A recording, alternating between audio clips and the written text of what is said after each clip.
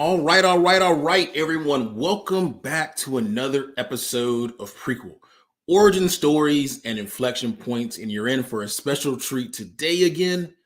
We have some amazing guests who are the recipients of Google for Startups' first ever Latino Founders Fund. I'm Joey Womack, founder and CEO of Goodie Nation. And Goodie Nation is focused on closing what we call the relationship gap, or this is the lack of connection between founders and influential people in tech. And so we found that in many cases, diverse founders and also social entrepreneurs from all backgrounds aren't as connected to these individuals as their counterparts.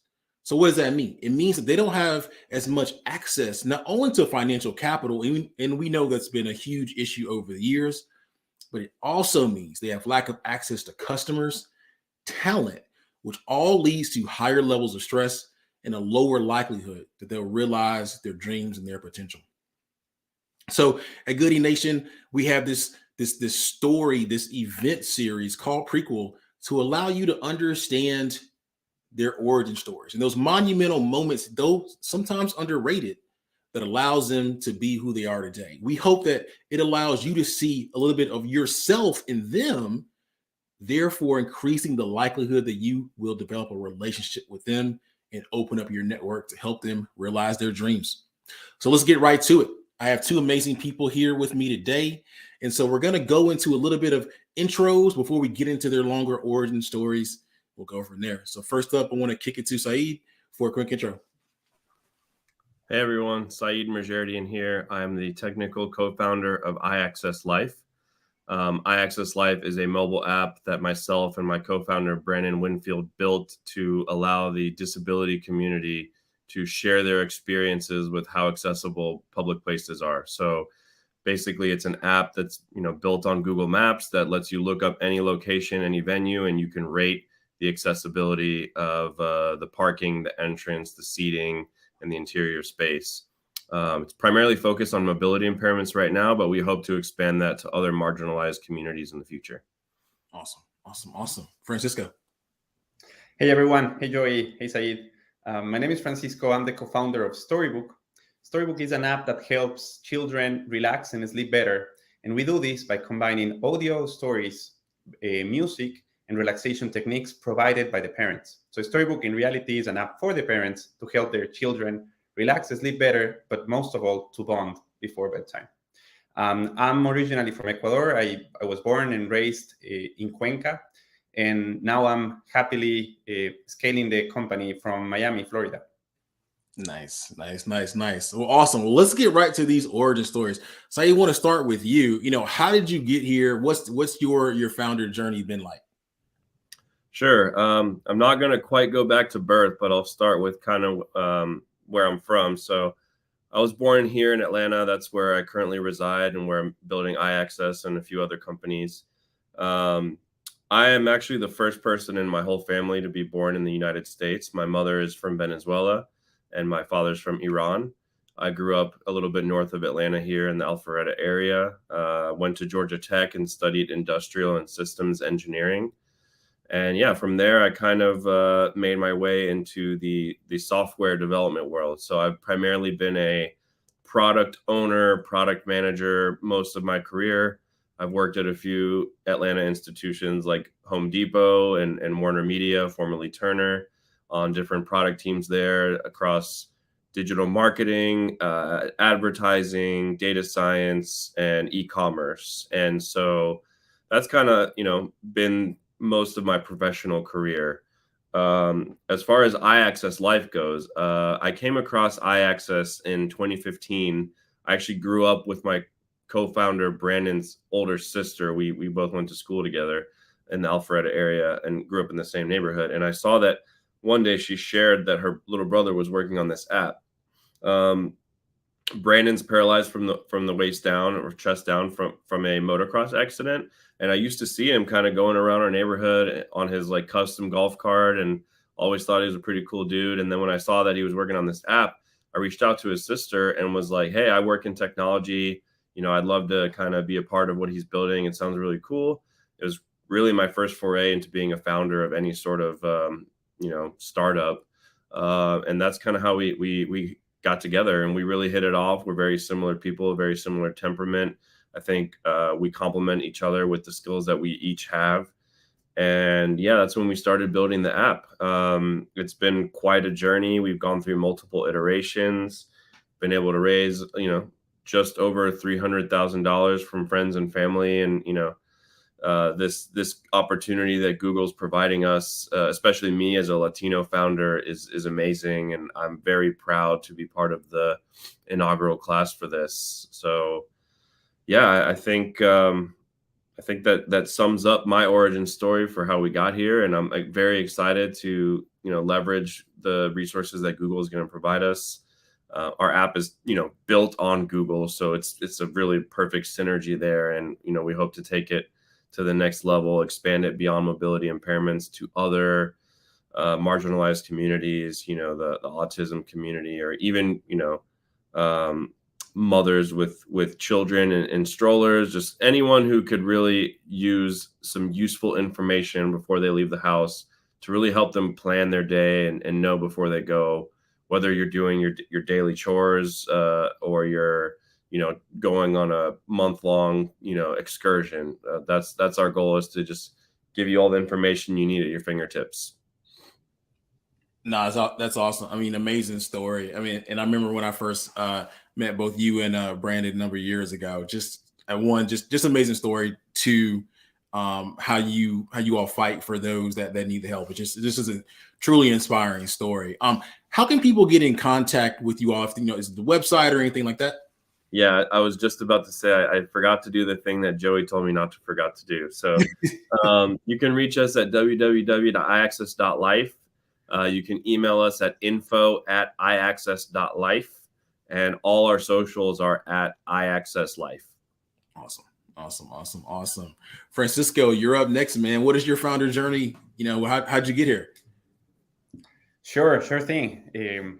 Not really inspiring to hear your story and your team's story, Sayeed. Well, in my previous life back in Ecuador, I used to be marketing director for an automotive company. That was a great job. I really loved what I do. I managed my day through working on motorcycles and understanding about them. My life really changed when I won a scholarship from the Ecuadorian government, and they granted me the access of studying in any university. They will pay for everything. I only had to be accepted in a subject that I was interested in. So out of all the possibilities, we chose, and I say we because by that time I was already married and I have 2 boys, 3 and 1, and we chose to go to Australia, specifically to Melbourne. So I quit my job, packed my bags, grabbed my family, took them on a 50-hour flight from Cuenca to Melbourne, the other side of the world. And while I was studying, I was also taking a side job. So I was really out from home from 7 a.m. to 10 p.m. And Daniela, my wife, was in charge of the kids throughout the day for months and months without family. She didn't know anyone there. She didn't have the language. So it was a really isolating experience for her and the kids. And after a few months, they started to develop anxiety, and our whole family was on a crisis.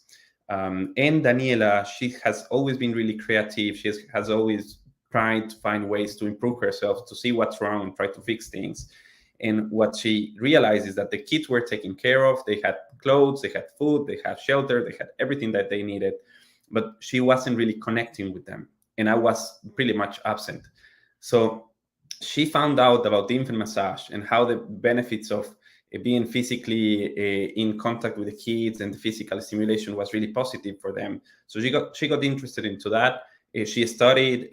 She eventually got certified as an instructor. But when she was using these techniques with the kids, she was also combining with telling them stories and putting some music and some baby oils and some. She had like the whole circus around her: an iPad with music, baby oils, candles, her massage booklet. And she used to do this massage to the kids while telling them stories.